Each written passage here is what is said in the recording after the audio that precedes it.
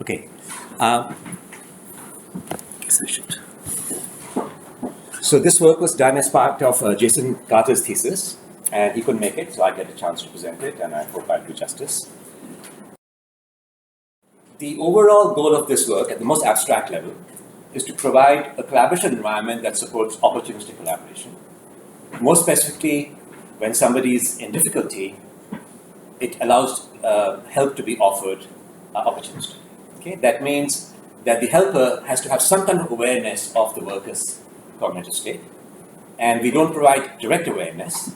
We provide semantic awareness, which means we have an algorithm that tries to detect the cognitive state and communicates that to the helper. Difficulty can arise in many tasks. We are looking at the programming task. And we are looking at two aspects of difficulty: whether the person is having difficulty, and B, what barrier is preventing them from making progress. Okay. So if this all works well, there'll be more collaboration there'll be more collaboration, which seems good from a CSCW point of view. When you provide me help, my productivity may go up, but your productivity can go down. So the question is, what happens to the team productivity? And the answer is provided by a bunch of papers. Is that the productivity of a team increases when more help is given, and that's intuitively obvious, because 1 minute of your time might save me 1 hour of work. Okay? And a second conclusion we can get from previous work is that as distance increases, help is offered less, which again makes intuitive sense, because there's less awareness of the other person's state. And there are many solutions you can try. You can try software engineering practices that make sure that people have fewer difficulties. You can have special meetings to iron out things. And you can also try to provide help as difficulties arise. And there you can consider two kinds of mechanisms: one that make it easy to ask for help, and the last one on which we focus is providing passive awareness so that the expert or the helper can intervene. Okay? That's what we focused on, because previous work has shown that such passive awareness can increase help. Okay? So if we want to make this independent of distance,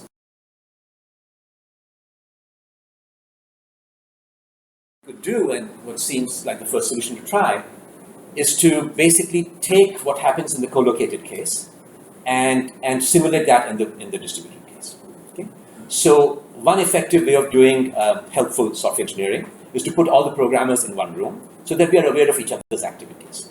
We can create a video wall of a team in another room so that a person in this room can both watch the co-located people and the remote people. Okay? This approach has the problem that our walls, we have limited space, so we have multiple sides, that's an issue. Our screens have limited space, and also there can be missed help opportunities. As I'm focusing on my work, I might not see that you need help. Okay? And that happens in the co-located case also, which brings us to the problem that the solution has, that is trying to simulate being there. Maybe the answer is to go beyond being there and provide capabilities that are not available in face-to-face interaction. Okay? And that is the detection algorithm is our way of going beyond being there. Okay? So that's the goal. I don't know how much time I'll have to delve into the issues. So let's start with so this will also be useful in co-located collaboration. The system has inferred that this programmer, let's call them Alice, this is from a lab study, is making slow progress, which means they are in difficulty. And this information is communicated to the programmer.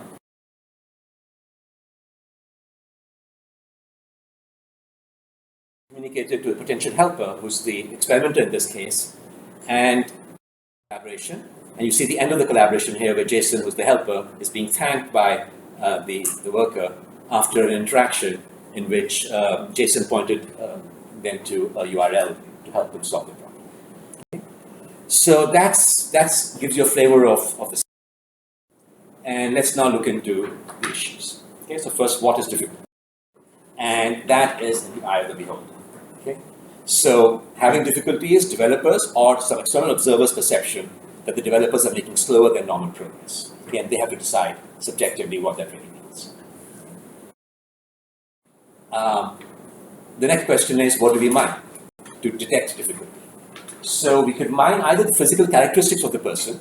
Okay? They might start sweating more, they might change their posture, or we might go and actually mine their actions. Okay? And in Jace's thesis, he looked at both kinds of data. And in this paper, I'm going to focus on the user actions.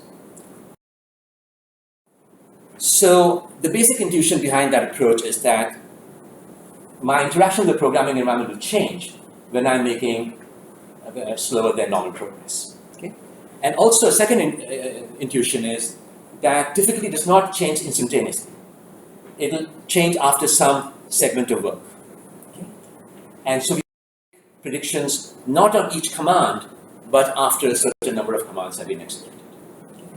We have a technical issue as to what the size of the segment is. Is it fixed? Is it dynamic? Do we count the number of commands executed in the segment?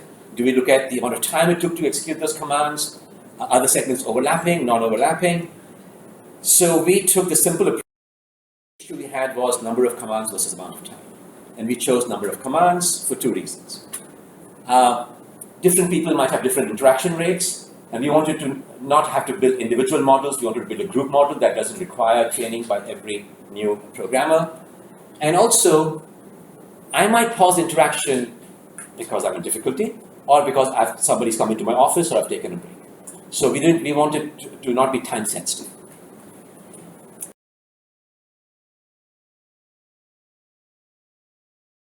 So then the question is, what categories correlate with difficulty? And after much experimentation, here are 4 categories that were promising.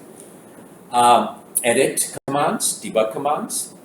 Focus commands are those that will navigate you away from the programming environment and bring you back to it. And navigation commands are the ones that navigate you within the programming environment. Okay. And what we did was we found ratios. So we counted the total number of commands in all 4 categories.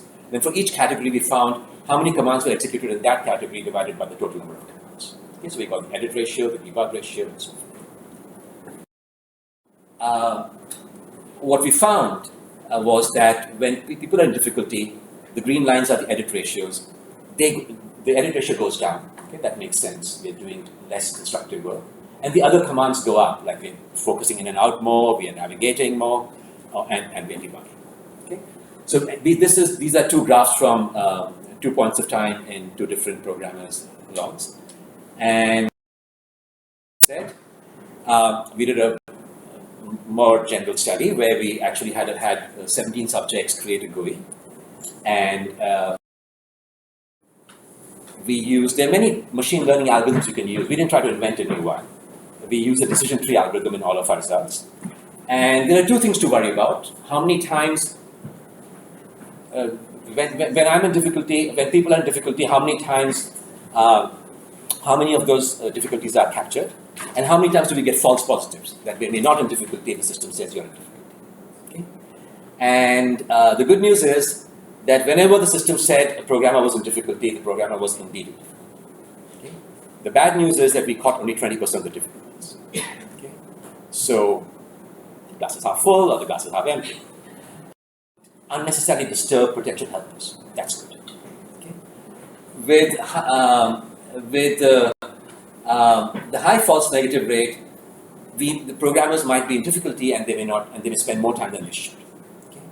The fact that we had 0% false positive rate means that we're strictly better than the state of the art. In the state of the art, there'll be never any positive. There'll be never any. So, because there is no inference being made. Okay? And at least we caught 20% of the difficulty cases. So, by that argument, we are better. Okay? We wanted to do better. We wanted to see whether we can make this trade-off, so trade off some false positives for some false negatives. And we found that the answer to getting more positives was to look at the edit commands. And we noticed that we had combined inserts and deletes. And when people are in difficulty, they tend to do more deletes and fewer inserts. And when they're not in difficulty, they do a lot of inserts. That's what we found in looking at some logs. So here's an example of a person in difficulty. The green lines are the delete ratios, and the red ones are the insert ratios. And except for this one case here, in all of the cases, the green lines are dominating during difficulty. They are the ones that are going up. Okay? So that indicated that we should really split the edit ratio into these ratios. And now we have a comparison between these two schemes, and we do indeed see that we have fewer false negatives. Okay? We catch 63% of the difficulties, but we've got a slightly higher false positive.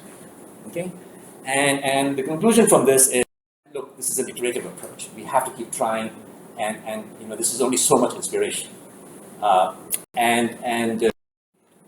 Okay, so I've given you an idea of how we do difficulty detection. Let's look at barriers now. One can have the ones we focused on, the one we could predict somewhat reliably, were design problems and problems getting the correct output. So design problem means I can't even start on the program. Output means that I've made a lot of progress, I just can't get I can't just get it correct. Okay. So what we found looking at the logs was that when people were having problems getting correct output, the ratios changed. But when they were having design problems, their rate of interaction changed, okay, which again makes intuitive sense. So we needed to now also take into account the rate of commands ratio and a debug ratio. We also calculated the insertion rate and the deletion rate. We calculated the inverse of that.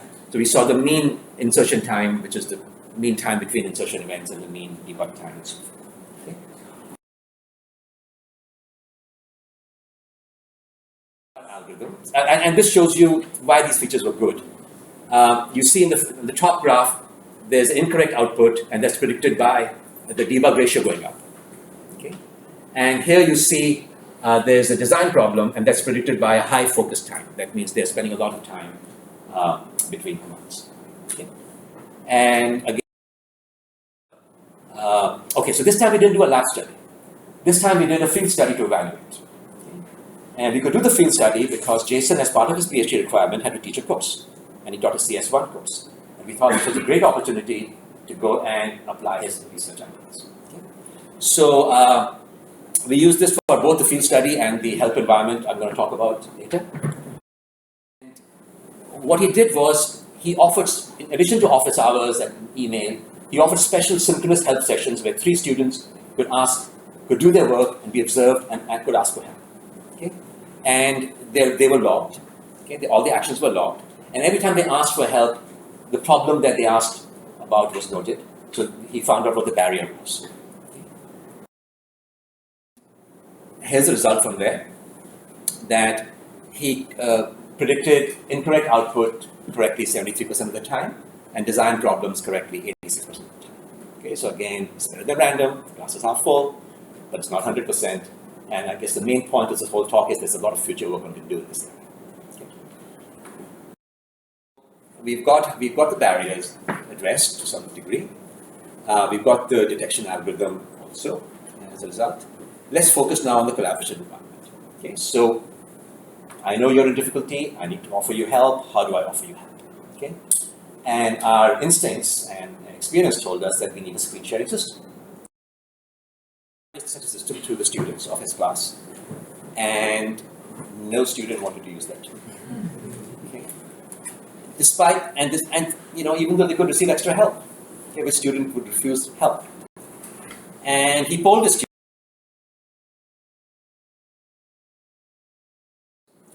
And there were basic privacy issues. Okay? And they were afraid that they would be observed doing things they shouldn't be doing. So we created a system that only would record the ECLIPSE window. They still were not convinced. Okay? Nobody wanted to use it. So this forced us to step back and how is really information shared? Screen sharing is one way to share information. We can share information at high levels of abstraction. The higher we go, the less information that is shared. So maybe the answer was to share not the screen, but the data, to build a model sharing system in this layer or data sharing system. It's called ECLIPSE Helper. And this is the student view, where the student is told what the current status the inferred status is, and the student can correct that status by pressing buttons. And this is the instructor view. the instructor, whenever a person is in difficulty, the instructor gets a notification that that person is in difficulty, and there's a status button that changes from green to red saying they've stopped. Okay.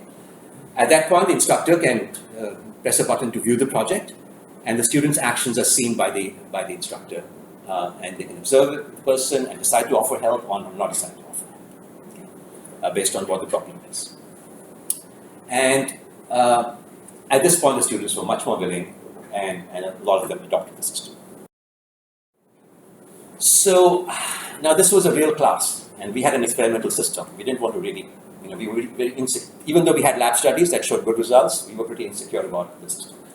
So we said, okay, we will just ask them to manually ask for help, and we won't have any inference turned on. Who knows how slow the inference would be? Who knows how many false positives it would have? So we just asked them to do that.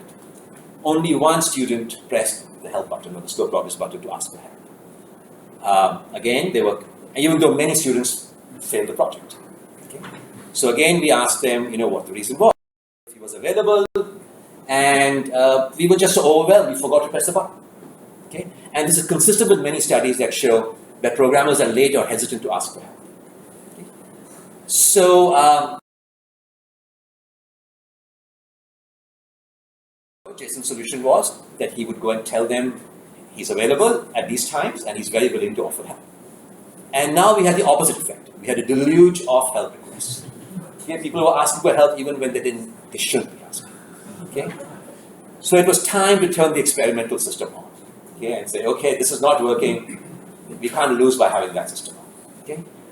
And if it worked, one question was that here's a person programming away. They don't know whether the instructor is even watching them. And suddenly help arrives. They get unnerved by that. They didn't. They said, we knew that you could offer us help. And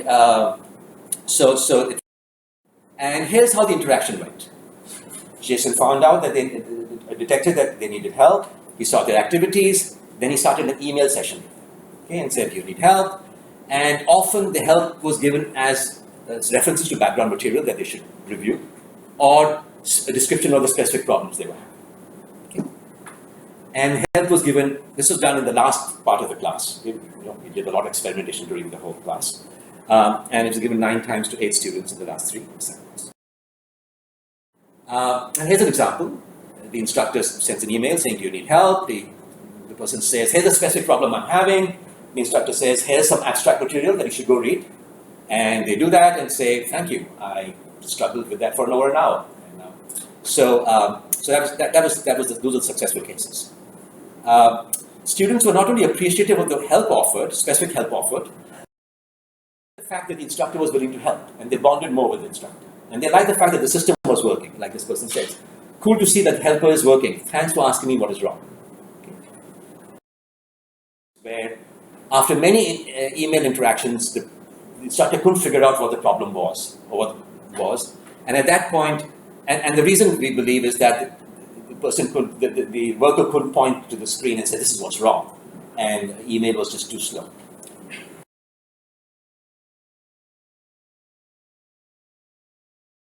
Still seemed like a good idea. So Jason again surveyed all the students before the last assignment, and half the students in the class were now willing to use screen sharing. And the reason they changed their heart was they just trusted the instructor more and found the uses of this particular technology. Okay. And also they realized they could have pointed at things rather than explain things through email, which is much faster. So I've given you some academic scenarios where this system seems promising. One is the co-located case, where we are in an inverted classroom or in a lab or in a help session, and some students may be shy to ask for help, and these inferences tell you when they need help. Okay? And also we saw in homeworks it's useful when people are in distributed locations, different locations. You can offer help remotely through email or through some other kind of collaboration environment. Okay? We used email because it was the most reliable environment. I motivated this whole thing saying how industrial productivity could increase with more help. And does any of our work have any industrial implications? Jason did try to contact some industrial teams.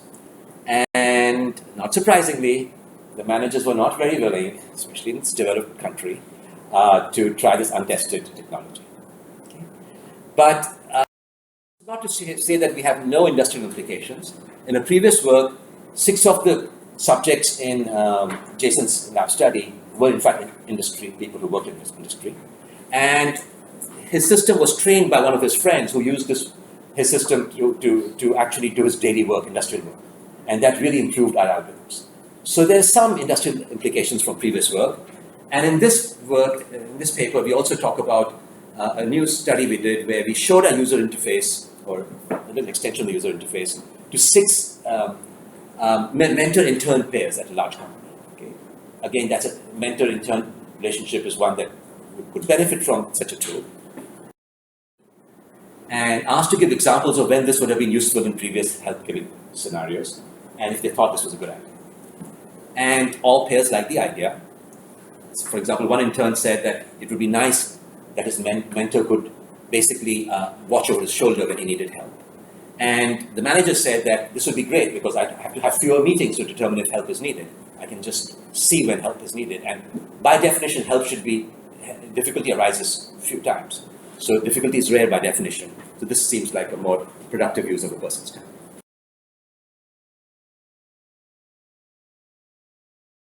Okay. So the conclusions are, these are both conclusions and directions for future work, that difficulty detection is both possible and useful. Okay. That seems to be the case. Okay. We always need more work in this area, in any area, but especially in this area. I've talked about some technical aspects, like how do you segment, what are the right categories to mine, do we use ratios, do we use rates, and we saw that both ratios and rates are important. There's some trade-offs to be made, okay? and how you make the trade-offs requires studies, of course. There's the privacy issues, that model sharing is more privacy preserving, screen sharing is more effective, and depending on the audience, we might change this, and depending on the experience, we might change this dynamically. And there seem to be potential applications for education and industry. Thank you.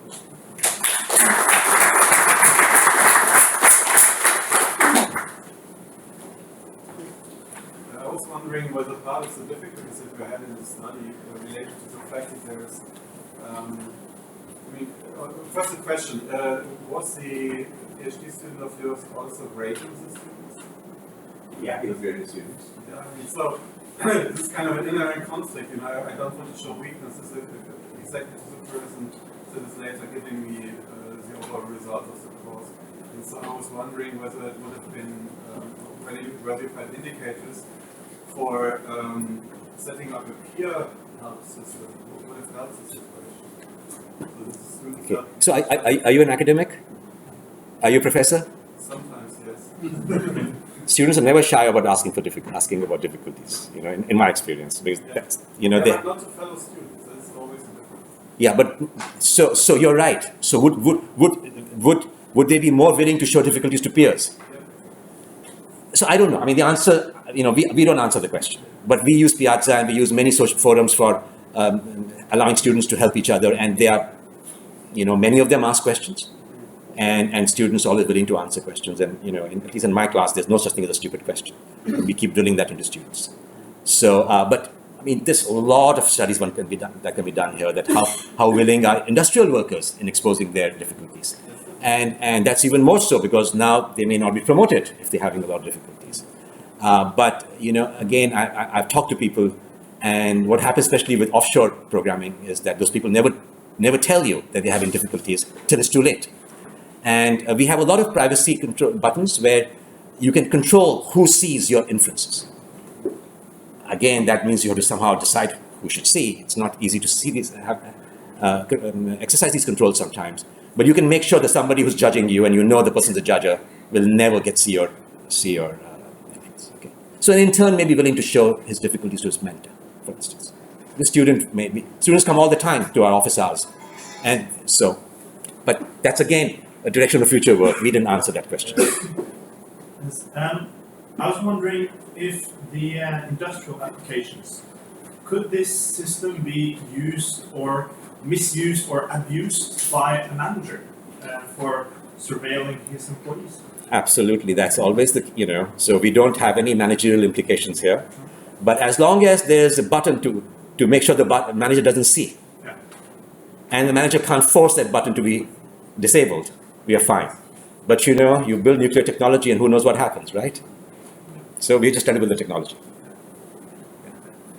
So my work is on ethnography and health giving in hackerspaces. In what spaces? In hackerspaces.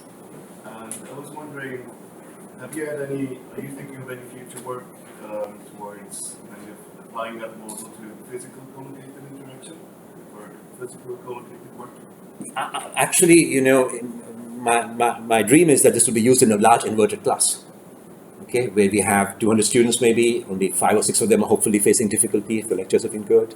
Production settings like factories or Factories of programmers or factories of... where people actually build stuff, makers.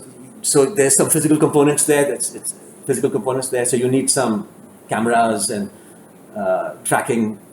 I suppose this stuff won't directly go there.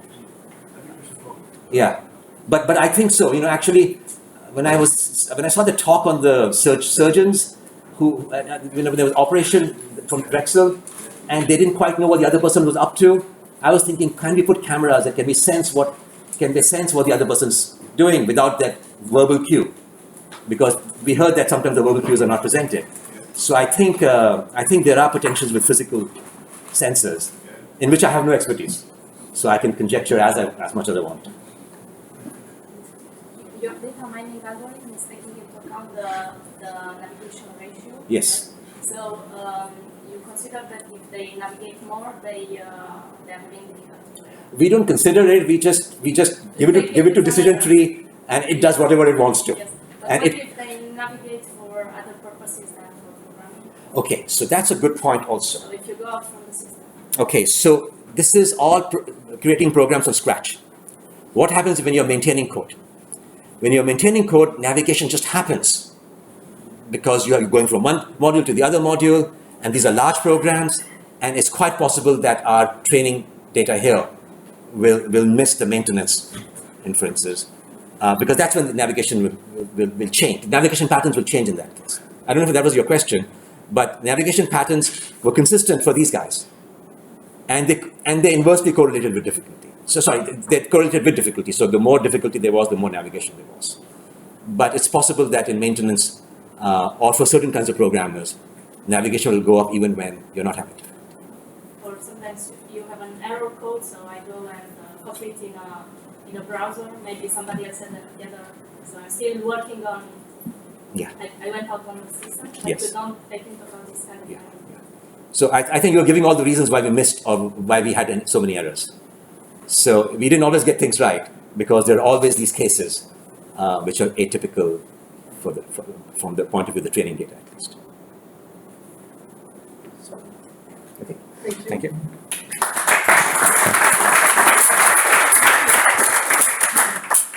Now there is coffee and cake.